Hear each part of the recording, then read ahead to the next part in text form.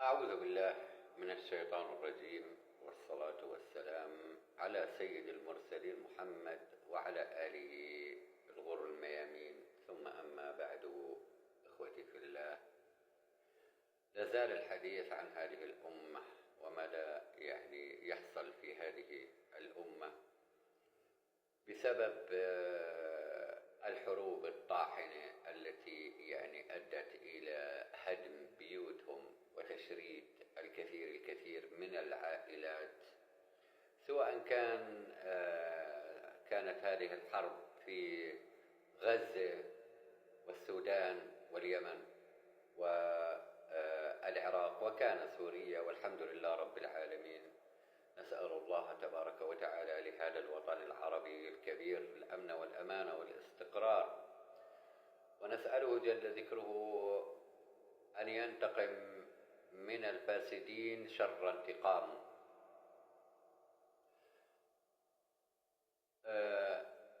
رأيت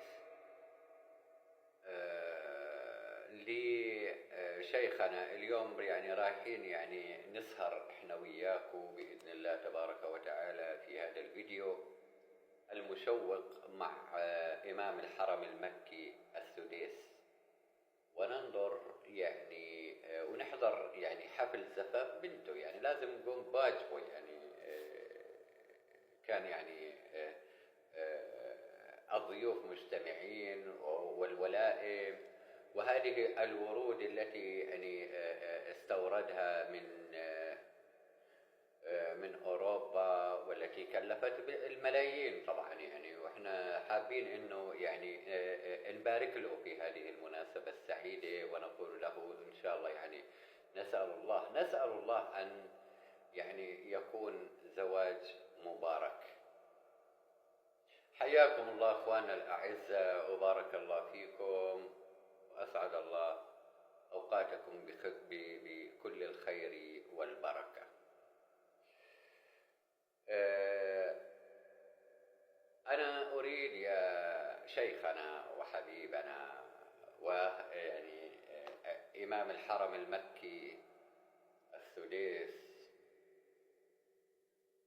بدنا نسألك والله، معلش لا تأخذنا، بناخذ من وقتك 5 دقائق، تجاوبنا على هذه الآية وحديث النبي عليه أفضل الصلاة والسلام، لأننا كما نقول دائما وأبدا أننا نحن الأمة الإسلامية التي تزعم أنها تتبع القرآن والسنة. في سورة الإسراء الآية 27 يقول تبارك وتعالى: إن المبذرين كانوا إخوان الشياطين وكان الشيطان لربه كفورا. إن المبذرين المبذرين اللي بينفقوا أموالهم، كما جاء في تفسير الطبري، أي إن هذا أن المفرقين أموالهم، اللي بيفرقوا أموالهم في معاصي الله تبارك وتعالى، المنفقيها في غير طاعته سبحانه جل في علاه، هم أولياء الشياطين.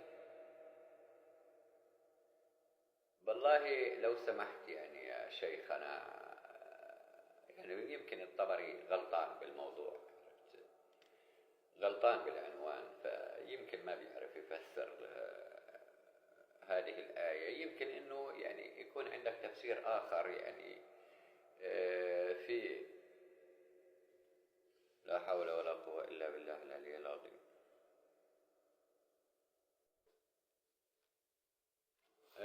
يمكن أن يكون تفسير الطبري ليس صحيحا، لكن أتمنى منك يا شيخنا ويا حبيبنا، ما شاء الله هذا العرس اللي رأيناه، والله ما رأينا مثله قط. حتى مارغريت تاتشر لما جوزت ديانا على الأمير تشارلز، عملوا لهم عرس، يعني أنا أذكر مني هاي القصة، وراحوا على يعني نزل على السوق واشترى لها خاتم $5 يعني، وجاب لها بوكيه ورد يعني، والفستان العرس يعني يا دوب كلفه $100. الحفل كلياته، هو أمير وملك ودنيا وعالم، ومملكة بريطانيا يعني المملكة العظمى، وعملوا حق يعني عرس يعني مختصر، يعني ما يعني في القصر، وهي الناس المقربة يعني ما قدموا إجمال مذبوحة على ولائم، يعني هذه الولائم التي يعني قام بحملها مئات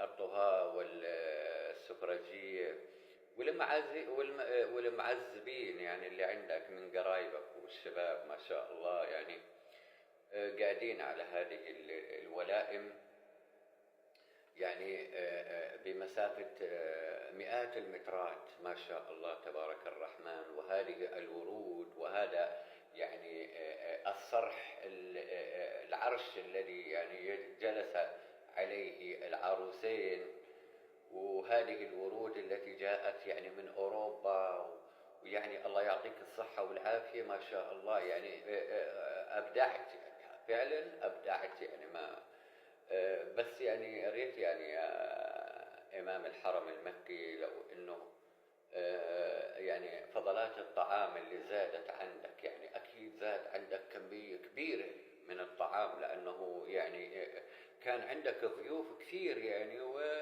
بس الأكل يعني بكفيهم وبكفي اليمن والسودان وغزة مجتمعين، يعني لو كلهم هذول عزمتهم عندك على هذه الولائم بكفيهم هذا الأكل. يعني غلبناك معانا يعني صراحة، يعني على هذا يعني الوجبة الدسمة اللي انت يعني ما بعرف كم جمل ذبحت يعني حتى يعني تقوم بهذا الواجب العظيم اتجاه الناس، ونسيت قول الله تبارك وتعالى إن المبذرين كانوا إخوان الشياطين. فهذا تبذير ولا يعني أنت بالنسبة لك يعني هل هذا تبذير يعني يدخل في هذه الآية، ولا يعني أنت معفي من هذا؟ يعني أنت لا تسأل عن هذا، بس إحنا الفقراء والمساكين، طيب إحنا اللي بنسأل عن هذا. يعني أنت طول عمرك وأنت تصعد على المنبر في مكة المكرمة، ويعني نتعلم منك يعني إنه نحافظ على فلوسنا وما ننفقها يعني يمنة ويسرى، وننفق أموالنا في المكان الصحيح. فيعني إحنا لما شفنا هذا العرس وجدنا يعني غير ما كنت تتكلم به على منبر رسول الله صلى الله عليه وسلم، مكة المكرمة. وهذا هو النفاق. أنا أشك أنه يعني كونك أنت يعني من قريش، أشك أنه نسبك يمتد إلى عبد الله بن سلول كبير المنافقين، لأن هذا الذي فعلته والله ما يفعله إلا المنافقين، والمنافقين في الدرك الأسفل من النار. نسيت إخوانك في السودان، انظر حال أخواننا في السودان، وانظر إخواننا في غزة، مش لاقيين شربة ماء، حرب وشتاء وبرد قارس وجوع فقر وقذارة. هل هذا تراه أنت؟ أكيد لا. يعني أنت مش فاضي، يعني أنت مش فاضي يعني في هذا المكان الرفيع اللي أنت عايش فيه الآن، ما شاء الله قصور، وبتتنقل من قصور لقصور وملوك وأمراء وجلسات وكذا وهذا، ويعني مش فاضي لهم يعني، ولا إنك استعداد إنك أنت تستخدم عقلك وتعطيهم يعني 5 دقائق فقط تتفرج عليهم، يعني بتسمع بس من بعيد انه في صار كذا كذا، وبتطلع على هذا المنبر وتتكلم فيه. لكن على ارض الواقع هل رايت هذا؟ اكيد لا، لانك انت مش فاضي. اللي بيعمل عرس مثل هذا العرس يا منافق يا دجال، ألا لعنة الله على المنافقين الكذابين. وأسفا على مكة المكرمة التي يعتلي عرشها أمثالك. هذه منابر رسول الله صلى الله عليه وسلم طاهر من أمثالك، هذا الذي يعني رأيناه وتداولته يعني جميع القنوات والوسائل المرئية والمسموعة. ما حصل عندك في هذا القصر ما شاء الله تبارك الرحمن. أذكرك يا كبير المنافقين أنه يعني أن الله تبارك وتعالى في سورة الإسراء قال إن المبذرين كانوا إخوان الشياطين وكان الشيطان لربه كفورا. هذه الآية تنطبق عليك وعلى أشكالك، تنطبق عليك وعلى أشكالك المنافقين الدجالين. هذه واحدة. أما الثانية وفي الحديث، أنت الآن خالفت القرآن الكريم، وهذه الآية في سورة الإسراء رقم 27 رقم الصفحة 284. خالفت الآية. نذهب إلى الحديث. وفي الحديث ليس بمؤمن من بات شبعان ما شاء الله تبارك الرحمن. يعني هذيك الليلة انت والمعازيم والعريس والعروس والأقارب والذين حضروا هذا الحفل الزفاف الضخم هذا الكبير، أكيد باتوا يعني الرز بيطلع من أذانهم ومن خشومهم قد ما لهطوا، قد ما شمطوا من الأكل. والجمال ذابح جمال ما شاء الله تبارك الرحمن، والحلوى والفواكه من جميع الأصناف والأنواع، وهاي الجلسات والكراسي كل هذا مستورد. استوردته أنت في أوروبا يعني تعمل حفلة أقل من 2 أو 3.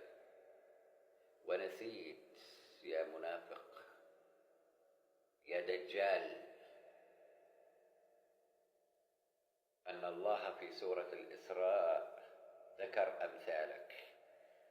وهنا المبذرين ما قال يعني غير، يعني ما خصص هذا المبذر اللي هو مسلم أو كافر أو يهودي. المبذرين، واللفظة هاي تأتي عامة وليست خاصة.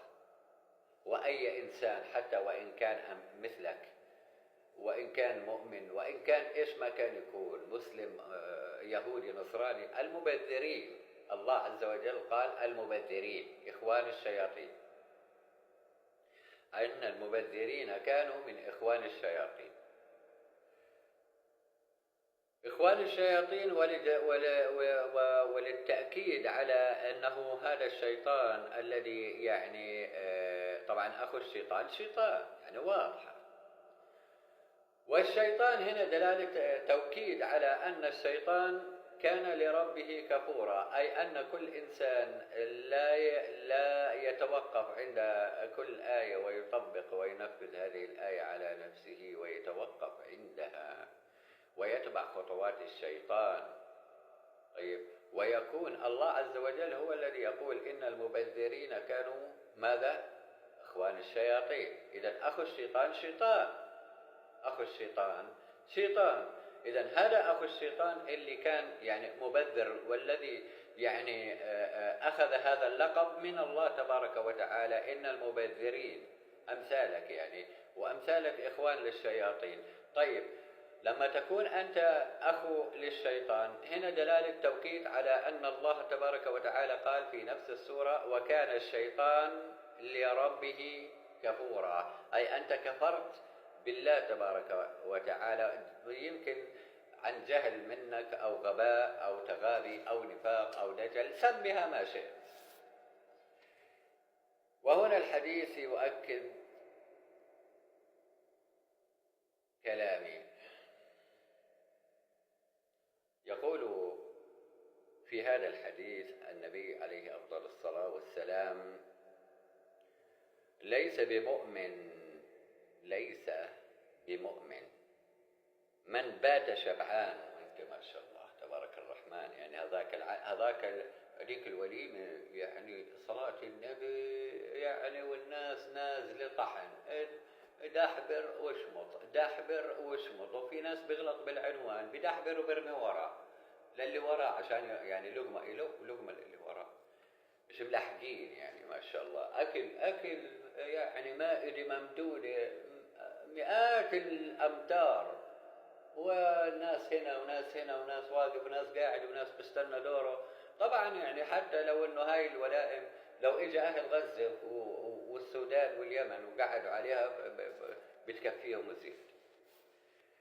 طيب هنا من بات شبعان وجاره إلى جنبه جائع وهو يعلم هذا وما ينطق عن الهوى إن هو إلا وحي يوحى، الحديث النبي عليه أفضل الصلاة والسلام. فكم جائع يا شيخ جار لك وأنت تعرف في اليمن، يعني جيرانك، خلينا يعني بدناش نبعد شوية على غزة والسودان بعيد شوية عنك، هذول مش لا جارك اليمنيين، يعني كم عائلة جوعانة عند جيرانك اليمنيين. طيب كثير وقريبين منك، يعني بركة كعب، يعني مثل ما وديت طائرة خاصة لأوروبا لفرنسا وتجيب لك يعني هذه الورود باهظة الثمن وتستورد لك إياها من أوروبا، حتى يعني تحطها لساعتين ثلاثة وثاني يوم الصبح بتشخمن وبتعفن، قادر على أنك يعني ترسل ما تبقى من فضلات الطعام والحلوى وجميع أنواع الفواكه هذه اللذيذة. طيحت نفسنا يا راجل، طب ودينا شوية يا الله المستعان. كان وديت هذا يعني فضلات الطعام تبع تكالي لا شو اسمه، والطائرة الخاصة على كبسة زر عندك شغالة، ما هو لأنه أنت يعني ما شاء الله قريب من نظام الحكم، فبالتالي لك مكانة خاصة عندهم لأنك أنت دائما بتزقف لهم. عرفت كيف؟ يا رعاع يا بهم، والله ستكوى جلودكم بهذه الأموال، ولا تعتقد أنك مخلد في هذه الحياة الدنيا. قفوهم إنهم مسؤولون، والله سيكون عقابك أشد، لأنك تعلم عالم وحافظ للقرآن وراك يعني علم غزير. هذا العلم الذي تعلمته نفاق حتى يقال عنك أنك قارئ وصوتك جميل بالقرآن الكريم وعالم من كبار علماء أهل السنة. يوم القيامة سيسألك الله تبارك وتعالى وتقول له: يا رب أنا يعني كنت قارئ للقرآن وإمام الحرم المكي والناس كانت تبكي وراي لما أنا بقرأ وبدعو، يا رب يعني هذا يقول لك رب العزة، خليني أنا بدي أعلم أمثالك، يقول لك رب العزة: أنت تعلمت وقرأت وأصبحت إمام الحرم المكي حتى يقال أنك عالم وقارئ وحافظ وصوتك جميل وكذا، وقد قيل. فماذا يقول تبارك وتعالى لملائكة العذاب؟ خذوه إلى جهنم. وقد قيل اقذفوه في النار. نتمنى لك إقامة سعيدة مع عبد الله بن سلول اليهودي المنافق، لأنك منافق وزنديق. بعد هذا الحفل الزفاف سبحان الله الذي كشف أمثالكم يا زنادقة، والله ما انهزمت الأمة إلا بسبب أمثالك. هؤلاء مشايخ السلاطين المنافقين والمنافقين الدجالين، والمنافقين في الدرك الأسفل من النار. والله لو أن عمر بن الخطاب بين أظهرنا لجلدكم حتى الموت يا دجالين. والله أنكم سبب انهيار وانهزام هذه الأمة. حسبي الله ونعم الوكيل. هذا الحديث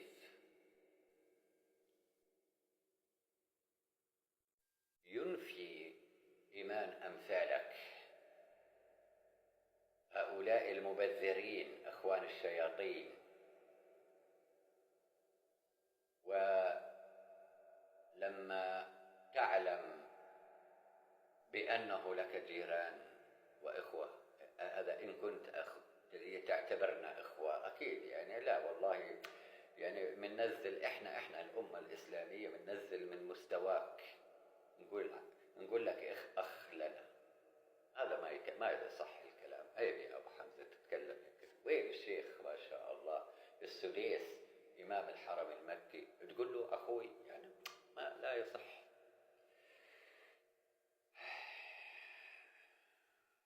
ليس بمؤمن،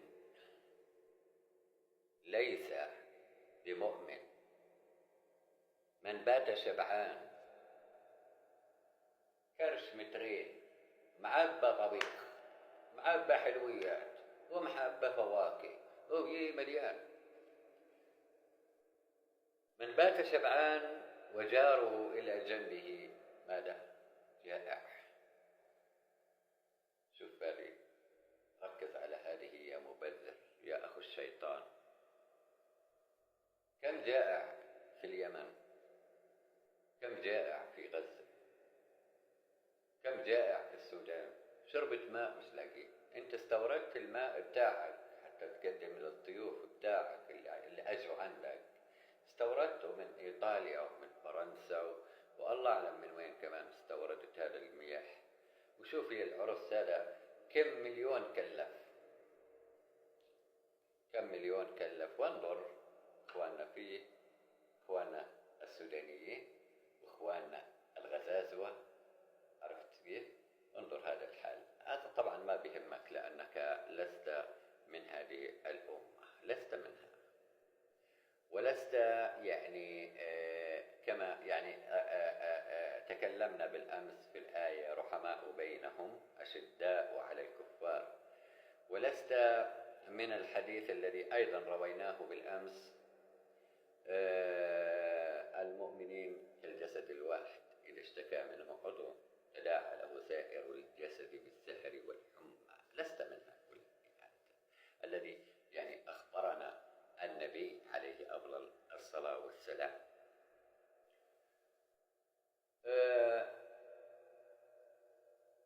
أقول ذكر فإن الذكرى تنفع المؤمنين.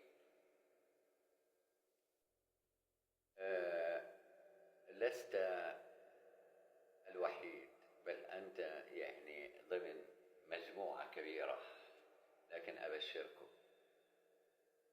أبشركم بقول الله تبارك وتعالى، وهذه بإذن الله يعني تنطبق عليكم. طيب، ومن أعرض عن ذكري،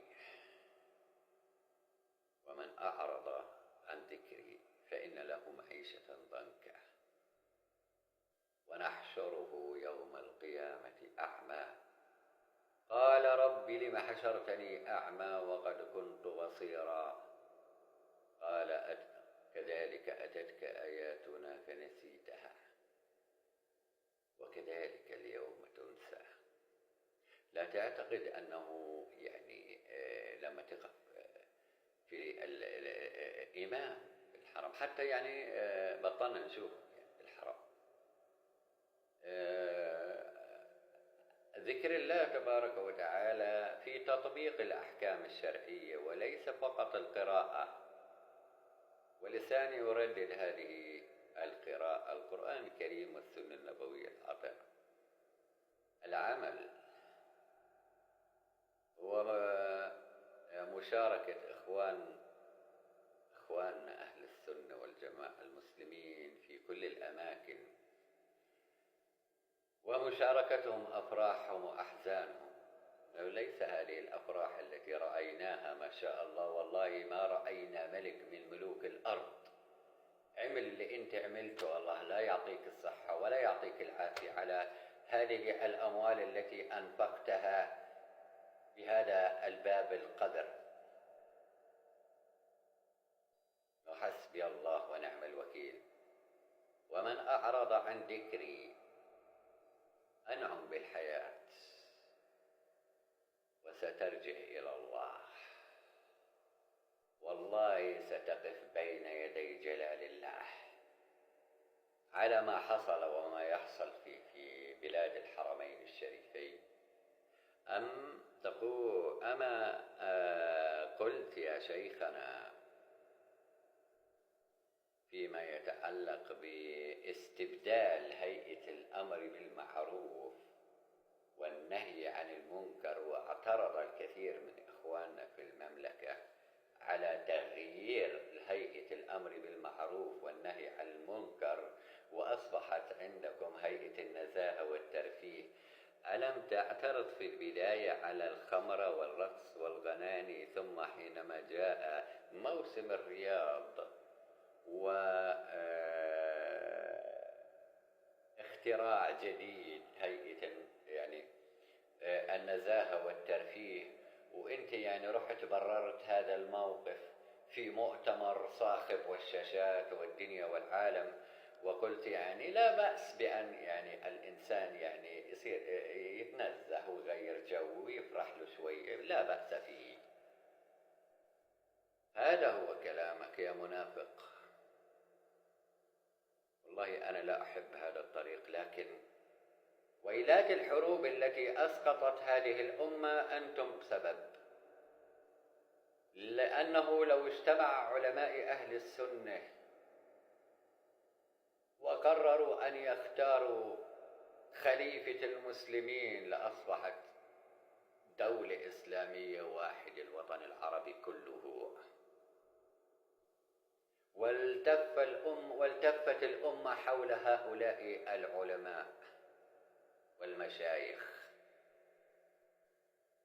ولم نرى هؤلاء الحكام الذين نشروا الفساد وأهلكوا الحرث والنسل وأضعفوا البلاد. هذه تقطيع الأمة بهذا الشكل، وجعل الوطن العربي دولة الخلافة الإسلامية التي كانت تمتد من مكة المكرمة إلى الأندلس، إلى الصين، إلى إفريقيا كلياتها. هذه الدولة الإسلامية العظيمة بسبب أشكالكم تقطعت إلى دويلات وأصبحت أوهن من بيت العنكبوت، حتى تكالبت علينا الأمم من كل حدب وصوب. كان العلماء عبارة عن حاكم دولة يحرك مسلمين، ابتداء بأبي بكر الصديق الذي حاربه، كما كنا نسمع منك يعني حضرتك يا شيخنا، معلش يعني بدنا نثقل العيار عليك. أبو بكر الصديق قاتل من أجل الزكاة، والله لأقاتلن كل من فرق بين الصلاة والزكاة، وقاتلهم وحده. هؤلاء حرب الردة، تتذكر يعني سمعناها منك، والله سمعناها منك وتعرفنا عليها منك، ولا أنت بتحكي شيء واللي عندك هنا شيء آخر.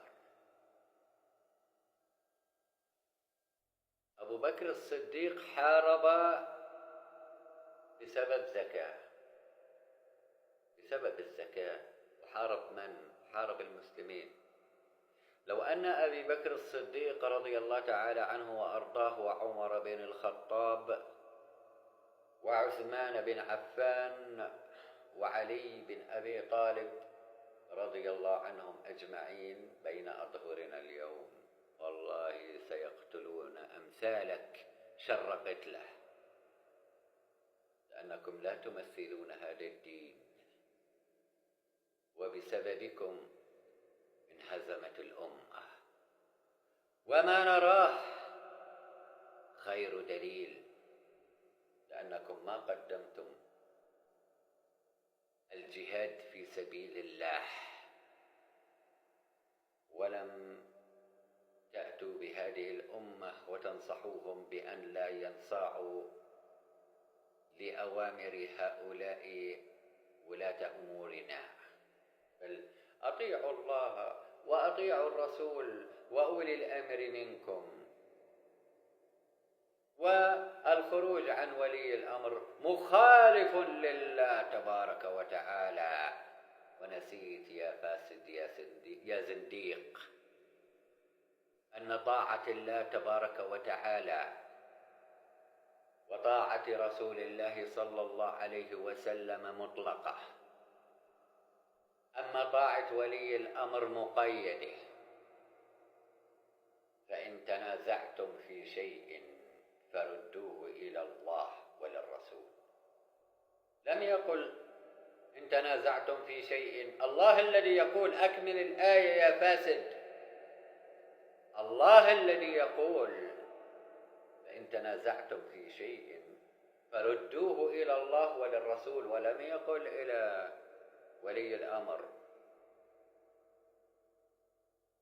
والذي لا يحكم بكتاب الله وسنة رسول الله أولئك هم الفاسدين، أولئك هم الزنادقة الكفر الفجرة. الذي لا يحكم بكتاب الله، وأنت تعرف الذي لا يحكم من حكام العرب كتاب الله هو كافر. تمام؟ لما تخفي هذا يا فاسد؟ ليه؟ لما أخفيت علم غزير وتتحدث عن وأطيعوا الله وأطيعوا الرسول وأولي الأمر منكم، ولا يصح الخروج عن ولي الأمر، ولا يصح أبدا.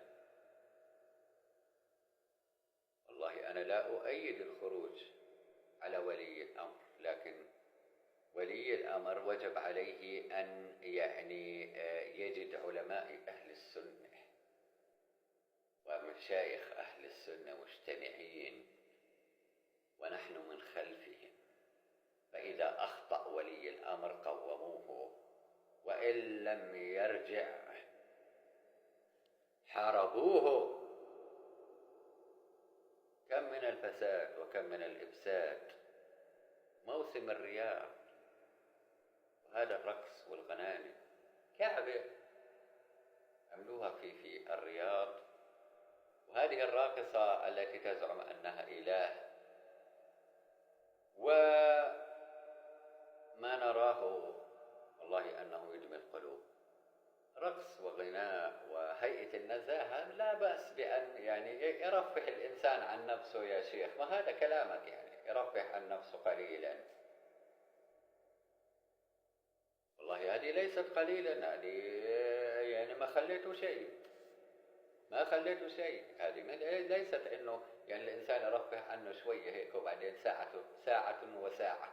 لا والله هذا كل الساعات، كل الساعات، كل الساعات في الرياض أصبحت دعارة وغيرها. دبي حدث ولا حرج.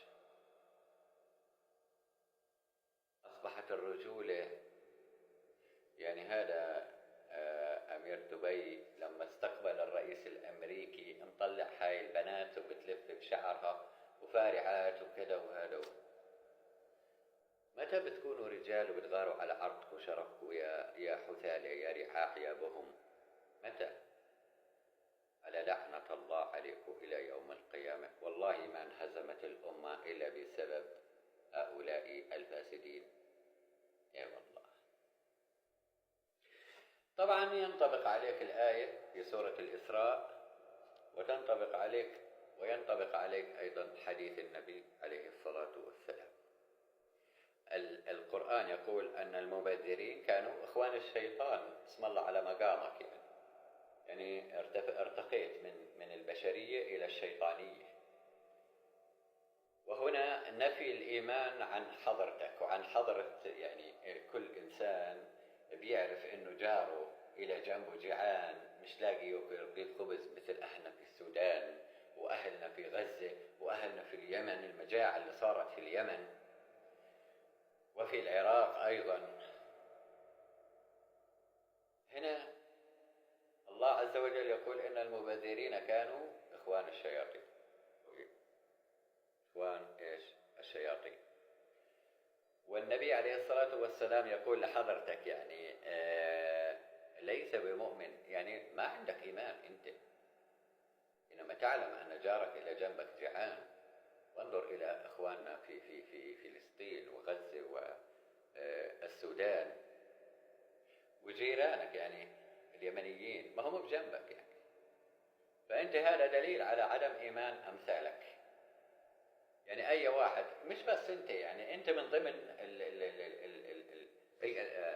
الكثير، من ضمن الكثير الذي يعلم أن جاره إلى جنبه جوعان ولا يطعمه، وهو يعني ما شاء الله يعني معبيها الطاسة ومفللها، والرز بنزل من أذانه ومن خشومه ومن ثمه ويمكن من عيونه، قد ما سلخ من الرز واللحم.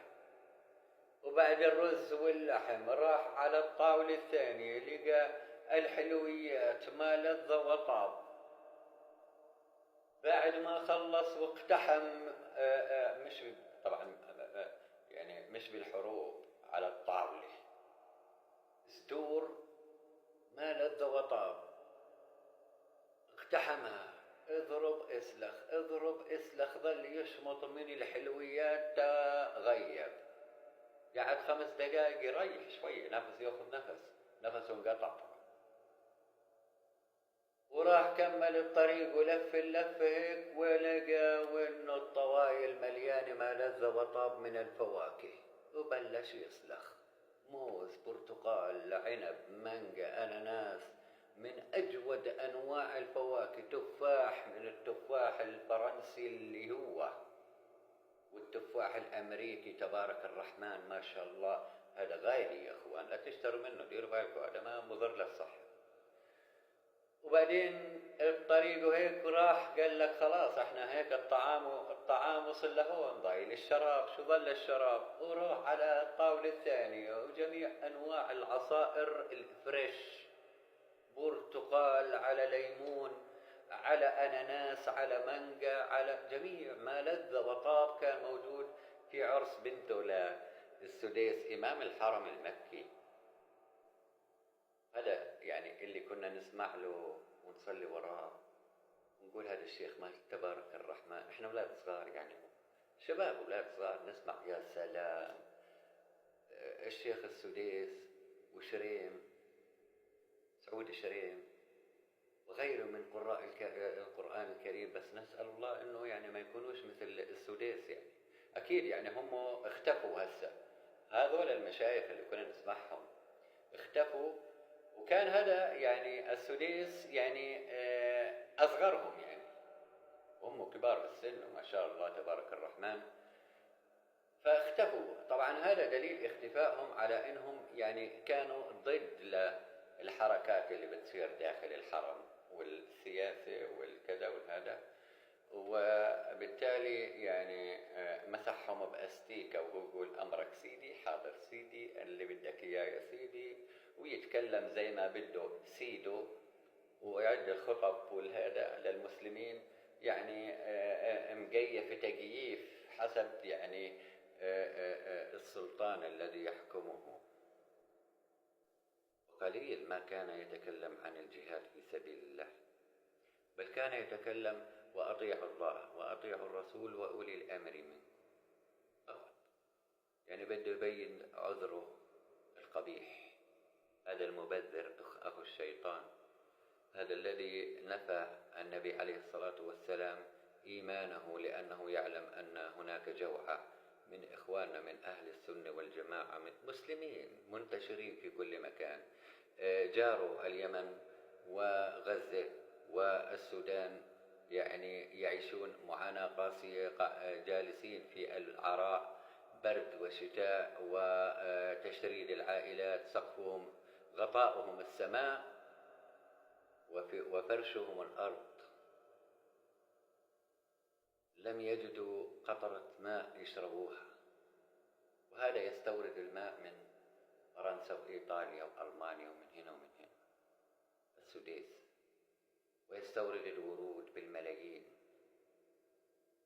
حتى يحطها في عرس بنته لساعتين ثلاثة وبعدين يكبهم على الزبالة. طيب أينا بمؤمن؟ هذا الذي